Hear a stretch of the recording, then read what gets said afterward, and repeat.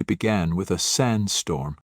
In the spring of 2019, a team of archaeologists from the University of Heidelberg was excavating an unassuming ruin in southern Iraq, just miles from the ruins of ancient Babylon, when a violent desert storm forced the team to halt operations.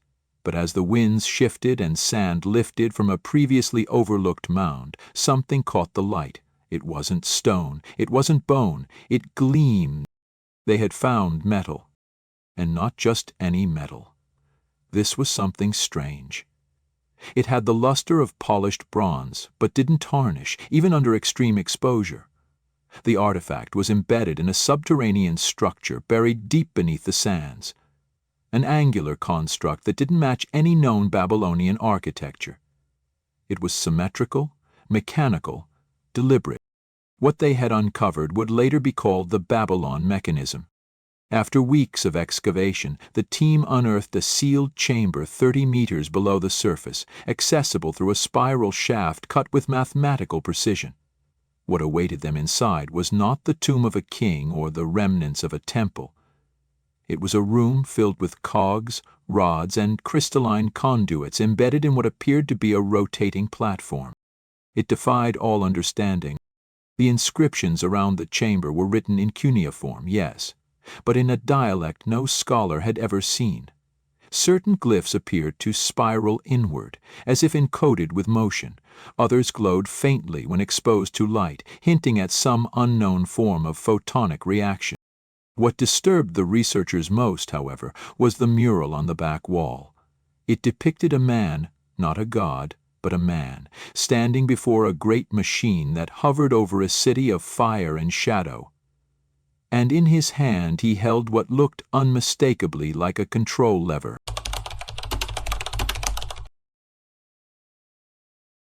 Weeks later, an obscure scholar named Dr. Ilan Horowitz contacted the team. He claimed to have a copy of a forbidden translation of the Chronicle of Uruk, a scroll allegedly banned by both the Vatican and the Israeli Antiquities Authority. The scroll spoke of a wheel that turned time backwards, and a core that sang when aligned with the stars. Horowitz was dismissed as a crank until he produced a fragment of metal from a private collection that matched the newly discovered machine exactly. He insisted the artifact had been smuggled out of Iraq in the 2920s, when British archaeologists mysteriously vanished during a dig near the same location. The British Museum still denies this ever happened, but their shipping manifests for 1923 tell a different story. And then, as suddenly as he appeared, Dr. Horowitz vanished. His apartment was cleared, his research erased. Only a single phrase remained scrawled on the back of a torn notebook page, left in his study. "It's not a machine, it's a key." As news of the discovery leaked, intelligence agencies took notice. Satellite footage showed several unmarked convoys arriving at the site just days after excavation began. The archaeological team was relocated, access denied. But someone managed to smuggle out images of the machine. And that's when things took a turn for the impossible. The central rotor of the device, once inert, began to spin slowly of its own accord. No fuel, no power source, no discernible motor, just motion. Scientists observing the footage noted a strange anomaly. Electromagnetic interference increased in proximity to the spinning core. Clocks slowed. Battery-operated devices failed. Even brainwave patterns of nearby researchers shifted subtly.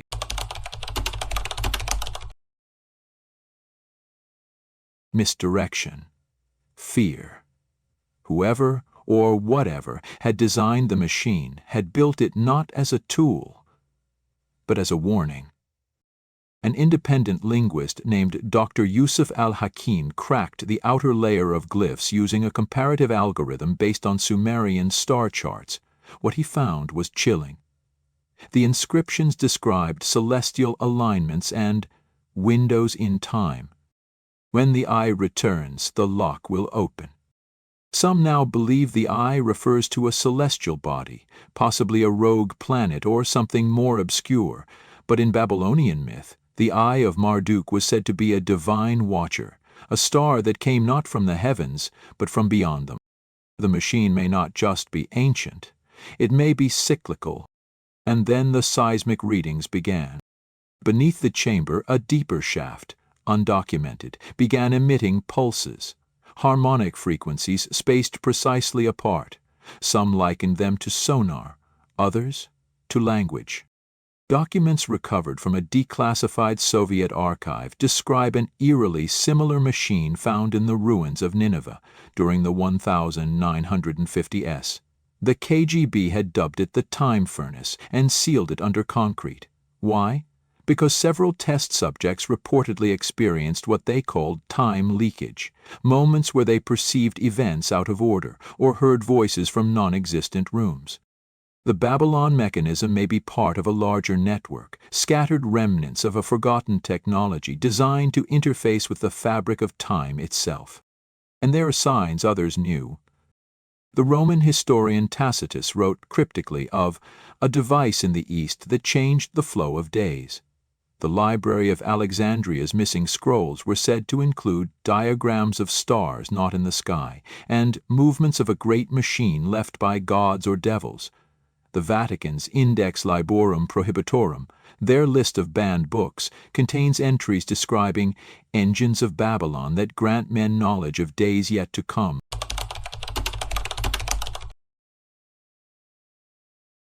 Then came the silence. All official communication from the site stopped in August 2020. The only clue? A shortwave broadcast picked up by amateur radio operators in Turkey, broadcasting an indecipherable hum, followed by a male voice repeating a single phrase in Akkadian. It is waking. What happened next is classified, but insiders have suggested that the mechanism completed a rotation. Lights flickered across the desert, shadows were seen moving without sources, and then darkness. Complete media blackout, the area now declared a restricted military zone. But here's the thing. Satellite images taken before the blackout show that the spiral shaft wasn't the only one. There are 6 others, forming a precise heptagonal alignment stretching across Iraq, Iran, Syria, and southern Turkey. What the ancients called Babylon, we now call the cradle of civilization. But maybe it was more than a cradle. Maybe it was a control center. And now, documents are surfacing from within private collections, maps that shouldn't exist, inscriptions hidden in the Vatican's catacombs, and blueprints smuggled out of a secret Russian archive, all pointing to one truth no one is ready to face. The machine is just one part of something much larger, and it may not have been built by humans.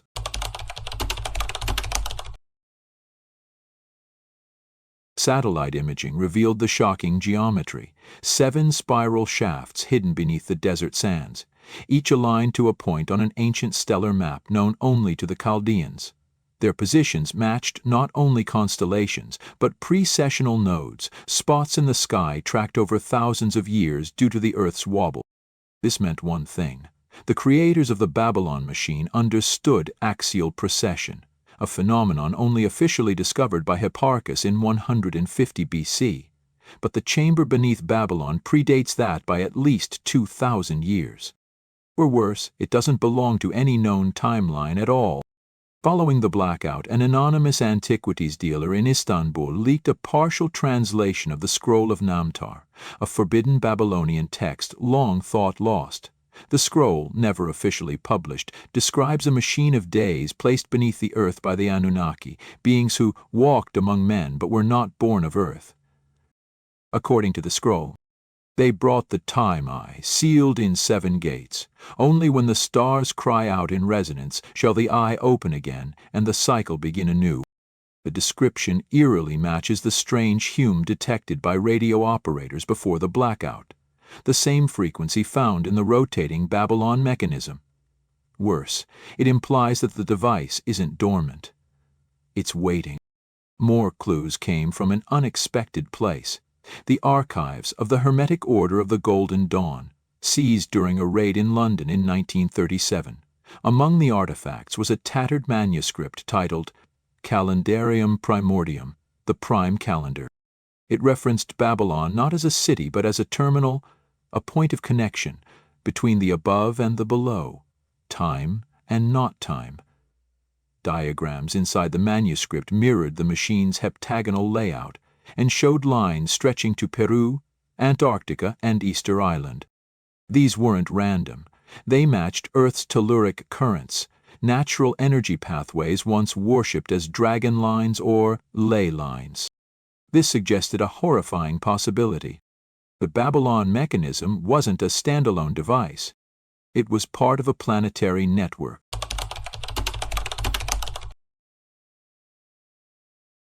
As interest in the machine mounted, a disturbing trend emerged. Researchers who got too close began to vanish.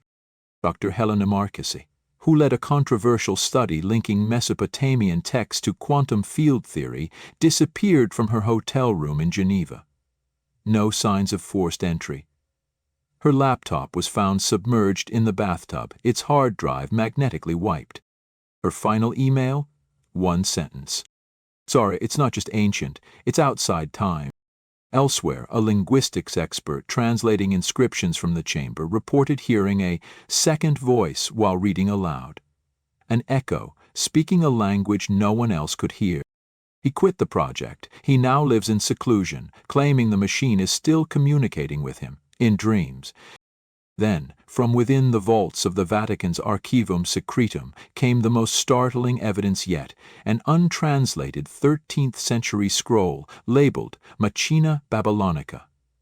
The scribe, an unnamed monk, claimed to have seen a diagram of the device etched into the walls of an underground temple beneath Jerusalem. He described it as alive.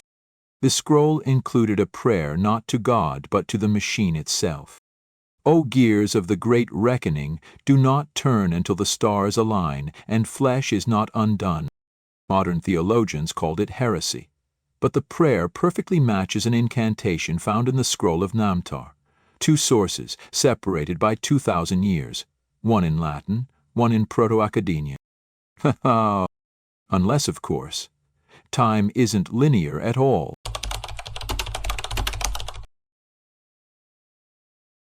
And then, in late 2023, astronomers at the ALMA Observatory in Chile detected something peculiar. A rogue object at the edge of the solar system, reflecting an unnatural spectrum of light. Moving too slowly to be a comet, too erratic to be a planet, it emitted no heat. But it pulsed. Once every 88 minutes, the exact interval at which the Babylon mechanism had rotated before the blackout. The object is now approaching the ecliptic plane. Its designation in the lab logs? Object Mart 1888. Coincidence? Or has the Eye of Marduk returned? One final piece of the puzzle came from a place no one expected, beneath the Louvre Museum. While restoring a broken Babylonian statue for the museum's permanent collection, curators discovered a hollow core containing a crystal tablet etched in unknown script. Infrared scanning revealed circular sequences, similar to rotating gears, but with star positions as reference points. A cryptographic team working under the direction of French intelligence partially decoded the tablet. The message was simple. The lock is one, the key is time, the door is us. The implications shattered everything. The machine wasn't just built to manipulate time. It was built to interact with consciousness, to use human perception as a medium of activation, or worse, to change it. Now, more pieces are falling into place, sealed tunnels under the Vatican, forgotten maps from ancient Peru, and digital anomalies in the archived Babylonian data streams, each pointing toward a singular convergence. A date is emerging, a specific alignment of stars, vibrations, and locations. And when it comes, the machine may finally do what it was designed for. But to what end? And who or what will be waiting on the other side of the door?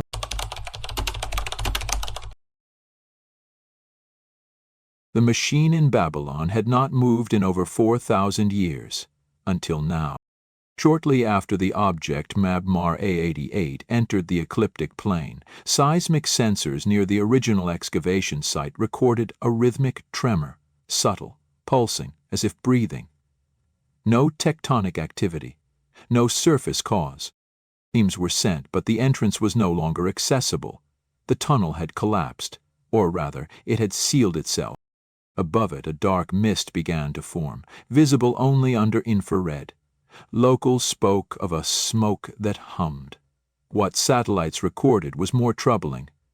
A vapor forming into symmetrical shapes, patterns that resembled ancient Sumerian cuneiform but moving, changing. When the footage was slowed, linguists recognized a recurring word, Ziu, meaning knowledge, or, more disturbingly, the forbidden voice. At an altitude of 13,000 feet in the Peruvian Andes, archaeologists uncovered a sealed door buried beneath a ruined temple older than Tiwanaku. What drew attention wasn't its age, but its carvings.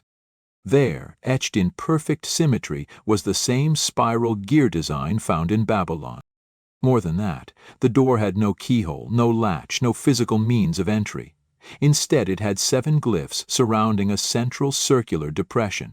Each glyph matched one of the frequency markers recorded during the Babylon mechanism's activation sequence. Someone, or something, had synchronized these sites thousands of miles apart, thousands of years ago. A chamber was found behind the wall, accessed not by force, but by resonance. When the right frequency played, the stone vibrated apart. Inside, a black pedestal holding a quartz disk humming at 88 Hz. Just like the object in orbit.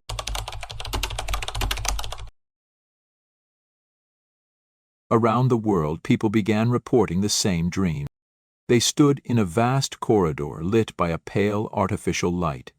A machine hummed in the distance, and unseen gears turned slowly in the air itself. All reported the same sound, a mechanical heartbeat. The phenomenon became so widespread that a neurological team at MIT created a public database called DreamSync. The results were impossible to dismiss. Over 12,000 identical dream accounts from individuals with no common contact. More troubling, the dreams always ended with a voice whispering a single phrase in an unknown tongue. Using spectral inversion, a match was found. The voice spoke Akkadian, and it said, "The door is thought, the key is memory." Astronomers began tracking the trajectory of object Menard Duke 88 and noted a chilling trajectory. It was drawing energy from a now-dead neutron star, a collapsed sun with no light. And yet the object pulsed brighter the closer it got. Even stranger, ancient Babylonian star charts showed that same dead star, as if they'd seen it long before modern telescopes could ever detect it. A forbidden text from the library of Ashurbanipal referred to this point in the sky as Lugalzi, the king of silence.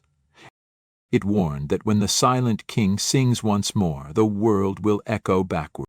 Backward. Time. Declassified files from a CIA remote viewing program revealed something shocking.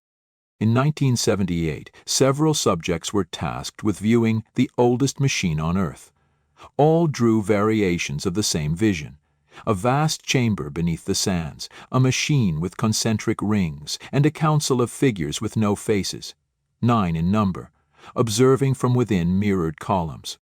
The session was abruptly shut down. The notes were locked under a vault labeled Code, Inky 9X. One viewer, a former Navy pilot, later described what he saw on his deathbed. "It wasn't built by men, we were just allowed to find it."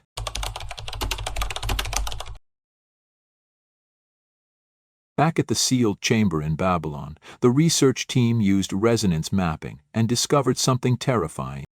Each inscription around the machine was not merely symbolic, they responded to specific frequencies. The glyphs changed shape based on the pitch of sound. The machine was programmed by vibration itself. This meant language sound wasn't just used to operate the device, it was the operating system. And ancient Babylonian priests, known as keepers of the tones, were trained not in prayer, but in acoustic engineering. Could this explain why Sumerians insisted their gods spoke worlds into being? Could the machine be a remnant from that very act? And then, the signal changed. As the object moved past Saturn's orbit, the 88 Hz frequency ceased. A new signal began transmitting. This time it wasn't a pulse. It was a code. Using software designed to decode pulsar timing signals, experts discovered a pattern, binary clusters, that, when mapped into visual coordinates, produced an image. 7 rings, interlocking. At the center, an eye. Underneath it, in cuneiform script. When the eye opens, you will see yourselves as we did. But the eye is not Earth's, and the reflection it shows is not human. Something is waking up beneath the sands of Babylon, something that was never meant to be found, let alone understood. But now the connections are too many. The Peruvian door, the dreams, the Vatican scrolls, the dead star, the mirrored council, the machine that thinks in language. And the eye in the sky is watching, closer every day. Because when the Babylon machine finally completes its cycle, the last question won't be who built it. It will be who activated it. And why are we remembering things we never lived?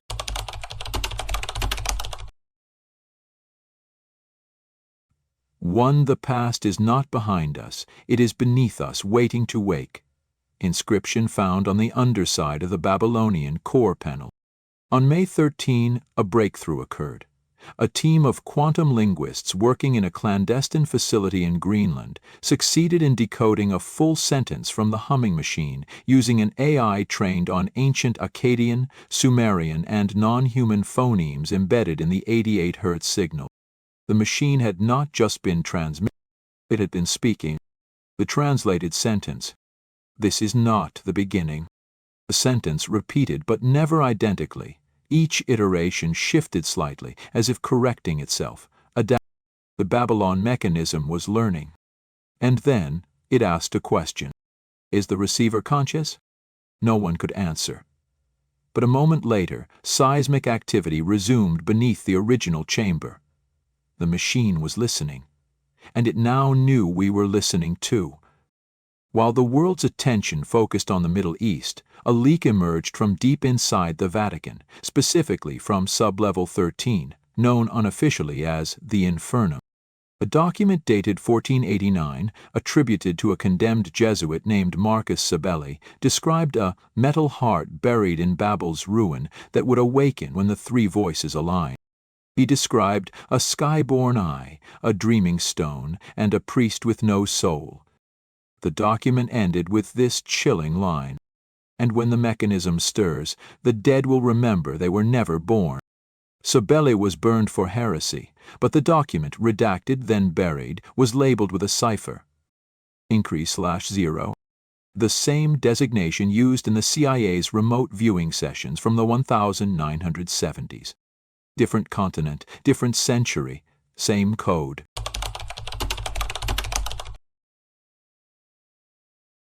In a hidden substructure beneath Göbekli Tepe, Turkey's most mysterious prehistoric temple ground, penetrating radar revealed a set of carved basalt discs nearly 6 meters below the oldest known layers.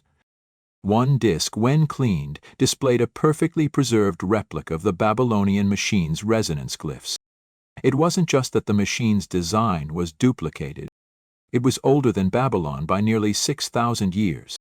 A new term emerged among the researchers: the machine network, a global system buried under ages, using stone and time as transmission lines, and at the heart of each an encoded message too vast for any one culture to comprehend. A message not made for us, but one we had intercepted by mistake. Researchers exposed to the Babylon machine's signals began to exhibit unusual neural activity. Synchronized delta waves during waking states, reverse REM sequences during sleep, and the ability to recite unknown ancient languages in trance. One subject, a child of only 11, drew an image of a circular city made of light, orbiting above a dead star, with a single tower at its center. At the base of the tower were 9 doors. At the top, an eye identical to the one received in the previous signal. When shown cuneiform inscriptions, the child said simply, "It wants to be seen again." The implication? The machine, whatever it was, wasn't asleep. It was waiting for a signal, a synchronization, and the object in orbit was just one piece.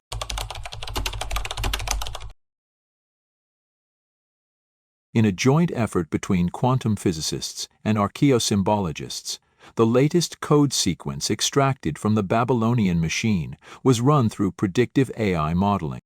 What emerged wasn't language but a map, a temporal pattern encoded in planetary alignments, tectonic movement, and solar cycles, and at the center of the pattern, Earth. The model projected a future date, exact, unavoidable.